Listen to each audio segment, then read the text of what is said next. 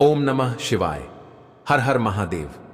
दोस्तों, आप सभी लोग जानते हैं कि 14 जून 2025 यानी शनिवार को पड़ रही है आषाढ़ महीने की चतुर्थी तिथि। और दोस्तों, यह वह तिथि है जो आषाढ़ महीने में पड़ने वाली सबसे बड़ी तिथि है, क्योंकि यह शनिवार के दिन पड़ रही है और इसका बहुत ही बड़ा और विशेष महत्व होता है। पूज्य जी ने कहा है, अगर कभी भी मौका लग जाए और आषाढ़ महीने की संकष्टी चतुर्थी शनिवार को पड़ जाए तो आप लोगों को 5 लौंग और एक हरी मिर्च का उपाय तो अवश्य ही करना चाहिए। इन दोनों का सहयोग बहुत ही कम आता है। और दोस्तों, पूज्य गुरु जी ने अपनी शिव महापुराण की कथा में बताया है, इस दिन आपको 5 लौंग और एक हरी मिर्च वाला उपाय तो अवश्य ही करना चाहिए, क्योंकि ऐसा दिन पूरे साल में सिर्फ एक ही बार आता है। और दोस्तों, आप सभी लोग जानते हो कि शनिवार तिथि का अगर सबसे बड़ा कोई उपाय है तो वह 5 लौंग और एक हरी मिर्च वाला उपाय है। तो दोस्तों, इस शनिवार चतुर्थी तिथि के दिन आप लोगों को इस 5 लौंग और एक हरी मिर्च वाले उपाय को जरूर करना है। बहुत सारे लोग होंगे जिन लोगों ने इस उपाय को ना किया हो, मतलब पूरा साल निकल गया और उन्होंने किसी भी दिन इस 5 लौंग और एक हरी मिर्च वाले उपाय को ना किया हो। पर दोस्तों, आपके पास एक आखिरी मौका बचा हुआ है, जो कि 14 जून 2025 शनिवार के दिन है। तो इस दिन आप लोगों को इस वाले उपाय को जरूर कर लेना है। भले ही आपने पूरे साल भी इस उपाय को ना किया हो, पर अगर आपने इस आषाढ़ महीने की संकष्टी चतुर्थी शनिवार के दिन अगर इस वाले उपाय को कर लिया तो आपको इस उपाय को करने का फल मिलेगा, जिसकी आपने कभी कल्पना भी नहीं खड़ी होगी। इसीलिए आप लोग इस वाले उपाय को एक बार जरूर कर लेना, ताकि आप लोगों के हाथ से यह मोह सके और आपको इस उपाय को करने का फल मिल सके। दोस्तों, यह उपाय पंडित जी ने अपनी अभी की ही शिव महापुराण कथा में बताया है, जिस उपाय को आज हम आपको बहुत अच्छे से समझाने वाले हैं। इस वीडियो को देखने के बाद इस उपाय को समझने के लिए आपको कोई और वीडियो को देखने की जरूरत नहीं पड़ेगी। तो चलिए दोस्तों, उपाय को शुरू करते हैं। देखिए, यह इस आषाढ़ महीने की संकष्टी चतुर्थी शनिवार के दिन यह इतना खास होता है, इतना महत्वपूर्ण होता है। देखा गया है, कभी कभी बड़े बड़े पूजा पाठ अनुष्ठान से जो मनोकामना पूर्ण नहीं होते, वह इस आषाढ़ महीने की संकष्टी चतुर्थी शनिवार के दिन एक छोटे से उपाय करने से ही आपकी मनोकामना पूर्ण हो जाती है। और बहुत सारे लोगों ने इस उपाय को किया भी है और उनको इस उपाय को करने का फल भी जरूर मिला है। अगर आप लोग भी इस उपाय को शनिवार चतुर्थी तिथि के दिन करना चाहते हैं तो आप इस उपाय को पहले अच्छे से समझ लेना, सुन लेना, उसके बाद करना। आपको इस उपाय का फल जरूर मिलेगा। और इस उपाय को कर लेने से आपके घर में चाहे किसी भी प्रकार की दुख और समस्या क्यों ना चल रही हो, आपको उसका कारण भी नहीं पता है कि भाई यह समस्या किस कारण से चल रही है। उसका कुछ भी कारण हो सकता है, जैसे त्रिदोष हो सकता है या किसी भी तरह का मंगल दोष भी हो सकता है। तो इस दिन आप लोगों को यह वाला उपाय कर लेना है। यह एक ऐसा उपाय है जिस उपाय को अगर किसी विशेष दिन पर किया जाए तो भाई उस विशेष दिन का जो है वह तो हमें मिलता ही मिलता है, पर हमने उस दिन पर इस उपाय को किया है तो हमें उससे भी बड़ा फल मिलता है। और फल बहुत जल्दी मिलता है, क्योंकि आप इस उपाय को बहुत ही बड़े और विशेष दिन पर कर रहे हो। तो चलिए अब उपाय के बारे में बात करते हैं, लेकिन उससे पहले आप लोगों को यह जानना आवश्यक है कि आखिर यह उपाय किस समय करना है, किसको करना है और कैसे करना है। तो चलिए हम आगे आपको वीडियो में एक एक करके बता देते हैं। लेकिन उससे पहले अगर आप लोग हमारे चैनल पर नए हैं तो हमारे चैनल को सब्सक्राइब कर लेना और इस वीडियो को लाइक करके कमेंट बॉक्स में श्री राय जरूर टाइप कर देना। और अपने फायदे के लिए, गरीबी दूर करने के लिए इस वीडियो को पूरा देख कर जाना, तभी आपको लाभ की प्राप्ति होगी। यदि आज आपने वीडियो को बीच बीच में से देखा, काट काट कर देखा, तो आपको जीवन में कभी सफलता हासिल भी नहीं होगी। तो दोस्तों, इस 5 लौंग और एक हरी मिर्च वाले उपाय को हमें इस शनिवार चतुर्थी तिथि के दिन कैसे करना है, किसको करना है, किस समय करना है और कहां पर करना है, यह सारे सवालों के जवाब आपको इस वीडियो में मिल जाएंगे। और जो यह वीडियो देखेगा भाई, उसको 5 लौंग और एक हरी मिर्च वाला उपाय जरूर करना चाहिए, क्योंकि इस दिन एक चावल के दाने का भी बहुत साथ ही बड़ा और विशेष महत्व होता है। और जब बात आ जाए 5 लौंग और एक हरी मिर्च की, तो यह सोने पर सुहागा वाली बात हो जाती है और यह एक बहुत ही बड़ा उपाय हो जाता है इस शनिवार चतुर्थी तिथि का। तो आप दोस्तों इस 5 लौंग और एक हरी मिर्च वाले उपाय को आखिर करना किसको है, सबसे पहले हम लोग वह बात जान लेते हैं। तो देखो, घर की जो बड़ी माताएं बहनें होती हैं, उन माताओं बहनों में से कोई भी एक बड़ी माता बहन इस वाले उपाय को कर सकती है। और दोस्तों, अगर आप चाहें तो अपने घर में से सभी सदस्यों को भी इस उपाय को करवा सकते हैं। अगर किसी व्यक्ति की खुद की कोई मनोकामना है, खुद की कोई दुख और परेशानी है जो कि वह अपने लिए ही करना चाहता है इस वाले उपाय को, तो वह खुद अपने लिए भी कर सकता है। बाकी अगर कोई घर में से ऐसा है जो कि अपने पूरे घर परिवार की सुख और शांति के लिए यह वाला उपाय करना चाहता है, तो भाई वह भी कर सकता है, उसमें भी कोई दिक्कत वाली बात नहीं है। कहने का मतलब यह है कि इस उपाय को हर एक सदस्य नहीं कर सकता है, और पूरे घर परिवार के सदस्य के लिए घर की बड़ी माताओं बहनों में से माता बहन भी कर सकती है। माताएं बहनें अगर घर में उपस्थित ना हो या वह यह वाला उपाय ना कर पा रही हो, तो फिर घर का कोई बड़ा सदस्य भी इस 5 लौंग और एक हरी मिर्च वाले उपाय को कर सकता है, चाहे फिर वह पुरुष ही क्यों ना हो, उसमें कोई भी दिक्कत वाली बात नहीं है। दोस्तों, इस 5 लौंग और एक हरी मिर्च वाले उपाय को हमें करना कहां पर है? हमें इसे शिव जी के मंदिर में जाकर करना है। बहुत सारे लोग प्रश्न करते हैं, हर एक उपाय को करते समय क्या हम इस उपाय को घर पर कर सकते हैं?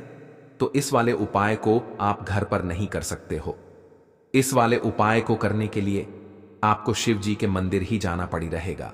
उसके बाद में दोस्तों, जो अगला प्रश्न निकल कर आता है वह यह आता है इस उपाय को लेकर कि आखिर इस उपाय को हमें किस समय करना है, सुबह के समय करना है कि शाम के समय करना है? तो देखो, इस वाले उपाय को आप लोग सुबह के समय भी कर सकते हो और शाम के समय प्रदोष काल में भी कर सकते हो। अब अगर आप पूछो कि भाई साहब सबसे उत्तम समय कौन सा रहेगा इस 5 लौंग और एक हरी मिर्च वाले उपाय को करने का, तो हम आपसे बस यही कहेंगे कि इस उपाय को आप सुबह के समय करेंगे तो ज्यादा बेहतर होगा। बाकी अगर प्रदोष काल शाम के समय भी करेंगे तो भी अच्छा होगा, उसमें कोई भी दिक्कत वाली बात नहीं है। तो आप दोस्तों, जो अगली सबसे बड़ी और महत्वपूर्ण बात आती है वह यह आती है कि सुबह अगर हम उपाय को करेंगे तो हमें कितने बजे से लेकर कितने बजे तक के बीच में करना है, और शाम के समय प्रदोष काल में करेंगे तो हमें कितने बजे से लेकर कितने बजे के बीच में करना है। तो देखो, सुबह जितनी जल्दी हो सके आप उपाय को करने की कोशिश करना। बाकी अगर किसी कारणवश लेट भी हो जाओ, थोड़ी देर भी हो जाए, तो 10 बजे से लेकर 10 बजे तक या 11 बजे तक भी आप उपाय कर लेना, पर 12 बजे से ज्यादा देरी ना हो, ठीक है? इस बात का ध्यान रखना। उसके बाद में दोस्तों, अगर शाम के समय प्रदोष काल की बात करें, प्रदोष काल का जो समय है होता है वह शाम के 6 बजे से शुरू हो जाता है। मतलब शाम के 6 बजे से लेकर 7 बजे के बीच का जो समय होता है, यह समय प्रदोष काल का समय होता है। पर अभी जो मौसम चल रहा है, इस मौसम में जो है शाम बहुत देरी से होती है, तो आप इस उपाय को 7 या 8 बजे के बीच में भी कर सकते हो। मतलब शाम के 6 बजे से रात 8:30 के बीच में आप कभी भी इस वाले उपाय को कर सकते हो, उसमें कोई भी दिक्कत वाली बात नहीं है। देखिए, यदि हम किसी भी प्रकार के उपाय को निश्चित दिन और निश्चित तिथि पर करते हैं तो इसका हमें बहुत अधिक लाभ मिलता है, और इन उपायों को करने के बाद हमारे जीवन में बहुत अधिक परिवर्तन आता है। साथ ही साथ यह जो उपाय आपके जीवन की सारी परेशानियों को और सारी बाधाओं को दूर करने वाले हैं। देखिए दोस्तों, आज के इस पूरे ही वीडियो में हम आपको 3 चमक कार्यकारी उपाय बताने वाले हैं, और यह तीनों ही उपाय बहुत ही खास और बहुत ही ज्यादा विशेष होने वाले हैं। तो चलिए दोस्तों, जान लेते हैं गुरुजी द्वारा बताए गए सबसे पहले उपाय के बारे में। तो शत्रुओं ने अगर आपको भी परेशान कर रखा है तो 5 लौंग मिर्च में गाड़कर बहुत ही छोटा सा आपको करना है, और ऐसा समझ लीजिए जो आपके शत्रु हैं, जो आपके दुश्मन हैं, जो आज आपके पीछे हाथ धोकर पड़े हैं, हर तरफ से आपको परेशान कर रहे हैं, अब उनकी खैर नहीं समझ लीजिए। अब उनकी सारी ताकत खत्म होगी, सारी शत्रुता निभाना भूल जाएंगे, उनकी सारी अकड़ निकल जाएगी। जब 5 लौंग मिर्च में गाड़कर बहुत ही छोटा सा उपाय आप कर लेंगे तो शत्रु को, जो व्यक्ति को हर तरफ से बर्बाद कर देते हैं, दुश्मन जो व्यक्ति के पीछे अगर पड़ जाएं तो हर वर्ष संभव प्रयास करते हैं कि व्यक्ति का धन चला जाए, उसका व्यापार चला जाए, उसके घर में गरीबी छा जाए, वे की समस्याएं आ जाएं, सी सोच रखते हैं शत्रुता निभाने वाले कुछ लोग। अब देखिए, आपके जो शत्रु हैं, आपके जो दुश्मन हैं, यह कहीं पर भी हो सकते हैं। विशेषकर गुप्त शत्रु, जिनके बारे में आसानी से पता करना बहुत मुश्किल होता है, क्योंकि यह गुप्त तरीके से शत्रुता निभाते हैं। सामने तो बहुत अच्छे बने रहते हैं, लेकिन व्यक्ति की पीठ पीछे वार करते हैं। मतलब पीठ पीछे बहुत कुछ ऐसा करते हैं कि जो व्यक्ति है वह पूरी तरह से बर्बाद हो जाए, उसके धन की हानि होकर से जैसी समस्याएं आए, उसका व्यापार खराब हो जाए। तो यह जो गुप्त शत्रु हैं, यह सबसे खतरनाक है और इनसे बहुत ज्यादा बचने की आवश्यकता है। क्योंकि देखिए, अगर सामने से कोई आप पर वार करता है, आपको भला बुरा कहता है, हानि पहुंचाने की कोशिश कर रहा है, और आपको पता है कि यह व्यक्ति मेरा शत्रु है, रहना आप उसको अच्छे से जानते हैं, आप शायद बच जाएंगे। लेकिन गुप्त शत्रुओं से बचना बहुत मुश्किल होता है। अगर आपके जीवन में भी बहुत ज्यादा दुर्घटनाएं हो रही हैं, घर में लड़ाई झगड़ा बहुत रहता है, अचानक से आपके घर में जो बिजनेस है या जो नौकरी है वह चली गई, बिजनेस लॉस में जा रहा है, कारोबार आपका ठप पड़ रहा है, हो सकता है आपके शत्रु ने कुछ इसके पीछे किया, कराया, करवा दिया हो। ऐसे में आपको घबराने की बिल्कुल आवश्यकता नहीं है। बस 5 लौंग वाला छोटा सा उपाय करने की आवश्यकता है। और ऐसा समझ लीजिए कि जो आपके शत्रु हैं, जो आपके दुश्मन हैं, उनकी आपके जीवन से छुट्टी हो जाएगी और वह लाख कोशिश करने के बाद भी आपका कुछ नहीं बिगाड़ पाएंगे। तो देखिए, हमने पहले भी आपको बताया है कि जो लौंग है यह साधारण नहीं है। लौंग में बहुत चमत्कारी शक्तियां होती हैं। लौंग बहुत देवी शक्ति के साथ आती है। आपने देखा होगा, जब हम माता का पूजन करते हैं, मां दुर्गा का पूजन करते हैं, उसमें भी हम लौंग जरूर उपयोग में लेते हैं। बिना लौंग के मां दुर्गा का पूजन भी अधूरा होता है। भोग में भी उन्हें लोग ही हम चढ़ा लाते हैं। अब देखिए, लौंग के जो उपाय हैं, यह तुरंत आपको अपने जीवन में चमत्कार दिखाते हैं। मतलब तुरंत इनका प्रभाव होता है और आपकी जो भी समस्याएं हैं, जैसे दुश्मन परेशान कर रहे हैं, शत्रु परेशान कर रहे हैं, वह तुरंत आपका पीछा छोड़ देते हैं, आपके जीवन से निकलकर बाहर हो जाते हैं। उस पर भी जो हरी मिर्च आपने ली है, ऐसा समझ लीजिए कि शत्रु पलट कर देखने की भी गलती आपको नहीं करेंगे। ऐसा अचूक उपाय है, गुप्त शत्रुओं के लिए भी है।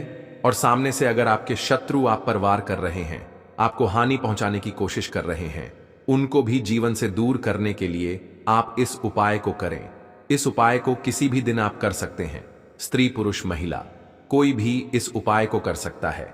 इसी के साथ अगर आपको ऐसा लगता है कि आपके घर पर किसी ने कुछ करा दिया, व्यापार को बंद दिया, आपके घर के किसी सदस्य को ऐसा कुछ करा दिया कि वह व्यक्ति जो है सफलता प्राप्त नहीं कर पा रहा है, बहुत मेहनत करने के बाद भी आपके घर का कोई सदस्य या आप खुद जीवन में बहुत पीछे हैं, वे मेहनत बहुत कर रहे हैं लेकिन उसका फल नहीं मिल पा रहा है, आपसे जो पीछे थे वह भी आगे निकल चुके, लेकिन आप वहीं पर अटके हुए हैं, तो इसके पीछे आपके दुश्मन, आपके शत्रु का हाथ हो सकता है। देखिए, यह जो समय है ना, इस कलयुग के समय में बहुत कम संख्या में ही आपको अच्छे लोग मिलेंगे जो आपकी प्रसन्नता से, आपकी सफलता से प्रसन्न रहेंगे। मतलब आप अगर जीवन में आगे आगे बढ़ रहे हैं, अच्छा व्यापार कर रहे हैं, या आपका जो व्यापार है, जो बिजनेस है, उसमें अगर आपको लाभ हो रहा है, तो वह भी प्रसन्न रहेंगे। पर हर व्यक्ति की सोच एक सी नहीं होती और हर व्यक्ति अच्छा नहीं होता। कुछ लोग दूसरे के पैसे को देखकर, सफलता देखकर उनके मन में ईर्ष्या की भावना आने लगती है और वह मन ही मन चिढ़ने लगते हैं, और कभी कभी उनकी यह जो ईर्ष्या की भावना होती है, ये शत्रुता में भी बदल जाती है और फिर वह शत्रुता निभाने लगते हैं। कैसे करके इस व्यक्ति को पीछे लाया जाए, इसे नीचे गिराया जाए, इसके धन की हानि की जाए, ऐसी सोच शत्रु रख लेते हैं। अब देखिए, चाहे आपके शत्रु कितने भी पावरफुल हो, कितनी भी ज्यादा उनके अंदर ताकत हो, या कितना भी बड़ा किया कराया, उन्होंने आपके व्यापार पर आपके ऊपर करवा रखा हो, घर के ऊपर करवा रखा हो, सभी कुछ दूर होगा जब आप एक हरी मिर्च और 5 लौंग वाला यह उपाय कर लेंगे।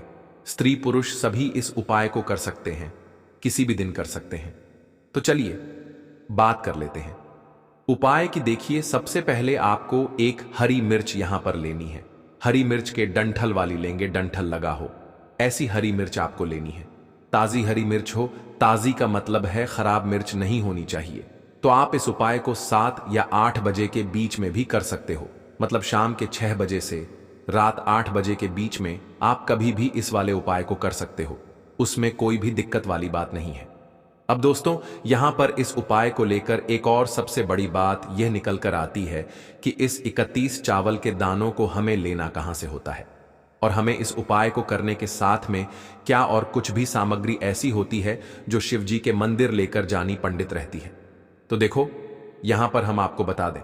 सबसे पहले आप लोग ये जान लो कि यह जो 31 चावल के दाने वाला उपाय है, सिर्फ और सिर्फ आप उपाय की सामग्री लेकर कभी भी शिव जी के मंदिर मत जाना, क्योंकि हमें भगवान के सामने यह नहीं दर्शाना है कि अगर हम भगवान शिव जी के मंदिर आए हैं तो अपने फायदे के लिए आए हैं। तो इसलिए जो भी पूजन सामग्री है, उपाय सामग्री है, 31 चावल के दाने, इसके साथ में आपको पूजन सामग्री भी जरूर लेकर जाना है। देखो, अगर सुबह के समय उपाय कर रहे हो तो सीधी सी बात है, एक लोटा जल तो आप लेकर जाओगे, वही एक लोटा जल। अगर मिट्टी का जल हो तो बहुत अच्छा रहेगा। मिट्टी का जल कैसे बनाया जाता है, इसके लिए हमने पहले से बहुत सारी वीडियोस बना दी है। आपके पास इस दिन एक आखिरी मौका रहेगा मिट्टी का जल शिव जी पर चढ़ाने का और उपाय को करने का। बहुत बड़ा आपको इस दिन फल मिलेगा। तो इसीलिए इस दिन हो सके तो भाई, मिट्टी का जल चढ़ाना तो अपने साथ में कम से कम एक लोटा जल तो आपको लेकर जाना ही जाना है। अगर मिट्टी का जल नहीं है तो घर का जल भी आप इस्तेमाल कर सकते हो। इसके अलावा जो भी पूजन सामग्री है, देखो 31 चावल के दाने यह अलग आपके रहेंगे, और जो आपकी पूजन सामग्री रहेगी वह अलग रहेगी। पूजन सामग्री में आप जो भी चीज लेकर जाना चाहे वह लेकर जा सकते हैं। एक बेलपत्र भी लेकर जा सकते हैं, उसमें कोई भी दिक्कत वाली बात नहीं है। वहीं अगर हम बात करें शाम के समय की, तो शाम के समय शिव जी पर जल नहीं चढ़ता है। इसीलिए शाम के समय आप लोग एक दीपक तैयार कर लें, जो कि गोल बत्ती का, आटे का, शुद्ध देसी गाय का घी का होगा, है ना। इस बात का आप लोगों को ध्यान रखना है, और इस दीपक को आपको घर से जलाकर नहीं लेकर जाना है, भगवान शिव जी के मंदिर में जाकर ही जलाना है। इस बात का भी आप लोगों को ध्यान रखना है। अब दोस्तों, यहां पर हमें इस बात को समझना है कि यह 31 चावल के दाने हमें लेना कहां से है। क्या हमें दुकान से लेकर आना है, या हमें अपने घर से लेना है, या कहां से लेकर आना है, और कौन से चावल लेना है, क्योंकि चावल भी बहुत प्रकार के होते हैं। तो देखो, इन सभी सवालों के जवाब आप लोग एक बात में सुन लो कि भाई, ये जो उपाय है, इस उपाय में आपको ये नहीं देखना है कि भाई कौन से चावल है, कौन से चावल नहीं है। बस जो भी चावल ले रहे हो वह चावल का दाना सबूत होना चाहिए, मतलब साबुत होना चाहिए, टूटा हुआ नहीं होना चाहिए, कटा पिटा नहीं होना चाहिए। यह बात आपको ध्यान रखना है। बाकी आपका चावल बासमती हो या सादा चावल हो या कोई सा भी चावल हो, उसमें कोई भी दिक्कत वाली बात नहीं है। तो सीधी सी बात है कि आपके घर के रसोई घर में जहां पर आप भोजन बनाते हो, वहां पर जो भी चावल आपके उपस्थित हो, उन चावलों में से अपनी एक कटोरी भर लेना या एक मुट्ठी चावल अलग से निकाल कर रख लेना, क्योंकि हम 21 चावल ही यहां पर इस उपाय में लेने वाले हैं। तो हमें यह चावल के दाने गिनकर निकालने पर डिढ़ेंगे। इस बात का आप लोगों को ध्यान रखना है।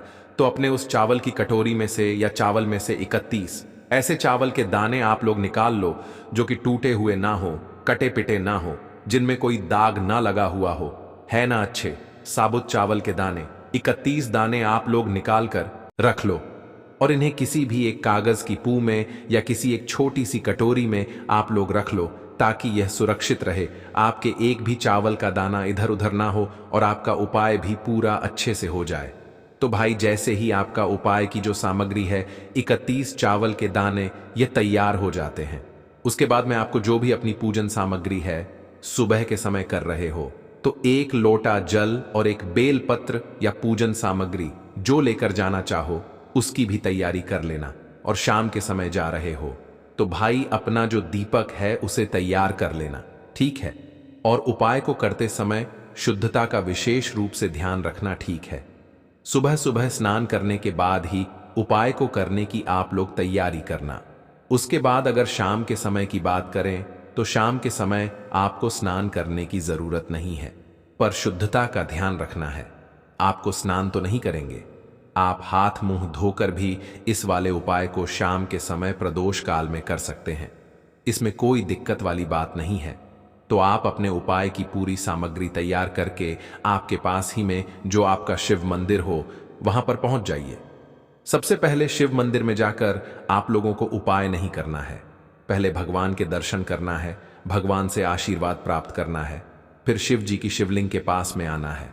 शिवलिंग के पास में आने के बाद आप जो पूजन सामग्री लेकर आए हुए हैं, जैसे कि सुबह गए हुए होंगे तो एक लोटा जल और जो भी पूजन सामग्री लेकर आए हैं आप उनसे भगवान शिव जी की पूजन कीजिए। सबसे पहले तो एक लोटा जल ही चढ़ेगा, फिर आपको एक बेल पत्र श्री शिवाय नमस्तुभ्यम का जाप करते हुए शिवलिंग पर चढ़ा देना है। उसके बाद में आपकी पूजन सामग्री चढ़ेगी। उसके बाद में अगर दोस्तों शाम के समय अगर आप इस उपाय को कर रहे हो तो अपने साथ में कम से कम एक जो दीपक है गोल बाती का जो आप अपने साथ में लेकर गए हो, उस दीपक को मंदिर में जाकर अपनी माचिस से जलाना है और उस दीपक को शिवलिंग के पास में रखना है। ठीक है, इस दीपक को रखने के बाद ही आप लोगों को अपना यह वाला उपाय शुरू करना है और दीपक को ज्यादा पास में मत रखना, वैसे भी गर्मी पड़ रही है, भगवान शिव जी को आंच नहीं लगनी चाहिए, है ना। तो भाई जैसे ही आपकी पूजा अर्चना हो जाती है आप भगवान शिव जी को प्रसन्न कर लेते हैं। उसके बाद में शिवलिंग के पास ही में आप कहीं पर बैठ जाइए, सामने या आसपास जिस जगह पर आपको बैठना हो वहां पर बैठ जाइए और अपने वह 31 चावल के दाने अपने सामने निकाल कर रख लीजिए, क्योंकि अब यहां पर उपाय को यहां पर करने की आपको तैयारी करना है। और इस तरीके से जब आप उपाय करेंगे, पूजन सामग्री करने के बाद, पूजन अर्चना करने के बाद, तो आपको उपाय का फल बहुत जल्दी और बहुत बढ़ा होकर मिलेगा। तो अपने 31 चावल के दाने अपने सामने निकाल कर रख लेना और यह जो उपाय है यह आपकी की सीधे हाथ की हथेली से होगा, इसलिए इस बात का भी विशेष रूप से ध्यान रखना है। तो सीधे हाथ की हथेली का प्रयोग करके ही आप लोग अपना इस वाले उपाय को करना। अपने सामने जो भी आपकी कागज की पुड़िया है उसको खोल कर रख लो, या कटोरी है तो भाई उसे अपने सामने रख लो और अपने वह 31 चावल के दाने निकाल लो। ठीक है, उसके बाद में दोस्तों अब आपको क्या करना है कि शिवलिंग आपके सामने होगी, तो आपने वह 31 चावल के दाने एक एक करके जहां पर आपने बेलपत्र चढ़ाया है आपको शिव जी के शिवलिंग के ऊपर चढ़ाना है। कहां पर चढ़ाना है? शिवलिंग के ऊपर चढ़ाना है और कहीं पर भी नहीं चढ़ाना है। आपको अपने हथेली से तो शिवलिंग के ऊपर चढ़ाना है, भले ही फिर वह अपने आप जलाधारी पर गिर जाए या मतलब वहीं पर गिर जाए, उसमें कोई दिक्कत वाली बात नहीं है, पर आप चढ़ाओ शिवलिंग के ऊपर ही। तो आपको क्या करना है, अपना पहला चावल का दाना उठाना है, श्री शिवाय नमस्तुभ्यम बोलना है और शिवलिंग पर चढ़ा देना है। इसी तरीके से दूसरा चावल का दाना उठा है, शिवलिंग पर चढ़ाना है और मंत्र बोल देना है। और फिर तीसरा चावल का दाना उठाना है, श्री शिवाय नमस्तुभ्यम बोलना है और चढ़ा देना है। इसी प्रकार से आपको पूरे 31 चावल के दाने एक एक करके शिव जी के शिवलिंग के ऊपर चढ़ाना है और भगवान से प्रार्थना करते जाना है। मतलब प्रार्थना तो आपको आखिरी में करना है, पर हर एक चावल के दाने को चढ़ाते समय श्री शिवाय नमस्तुभ्यम जरूर बोलना है। उसके बाद ही में यह चावल का दाना शिवलिंग के ऊपर आपको चढ़ाना है। जैसे ही आपके 31 चावल के दाने शिवलिंग के ऊपर 4 एच जाते हैं, तो भाई उसके बाद में आपको क्या करना है, भगवान से अपनी मनोकामना बोलना है। मनोकामना भी कब बोलना है? जब आपका 31 चावल का दाना आपके सीधे हाथ की हथेली में हो और आप उसे चढ़ाने के लिए जा रहे हो। श्री शिवाय नमस्तुभ्यम बोलकर उस आखिरी चावल के दाने को शिवलिंग के ऊपर चढ़ा देना और भगवान से फिर अपनी वह मनोकामना बोल देना, जिस मनोकामना के लिए आप लोग अपना यह वाला उपाय कर रहे हो, जिस भी दुख और परेशानी के लिए आप लोग अपना यह वाला उपाय कर रहे हो। उसके बाद में जैसे ही आप अपनी मनोकामना बोल देते हो, आपका यह वाला उपाय पूरा हो जाता है। पर दोस्तों उपाय को करने के बाद आप लोगों को 2 मिनट भगवान शिव जी के मंत्र का जाप जरूर करना है और मंत्र का जाप 2 मिनट करने के बाद भगवान से एक और बार प्रार्थना करना है, अपनी मनोकामना के लिए या अपनी जो भी दुख और परेशानी है उसके लिए। इसके बाद में आप लोग भगवान को देखकर भगवान से प्रार्थना करके उनसे आशीर्वाद लेकर वहां से उठ सकते हैं और अपने घर पर जा सकते हैं। बस दोस्तों यहां पर यह वाला उपाय पूरा हो जाता है। इस तरीके से जो भी व्यक्ति छोटी छोटी चीजों का ध्यान रखते हुए इस 31 चावल के दाने वाले उपाय को करेगा, निश्चित सी बात है उसे उसकी मनोकामना जल्दी ही पूर्ण होगी और जो भी दुख और परेशानी है वह भी बहुत ही जल्दी दूर होंगे।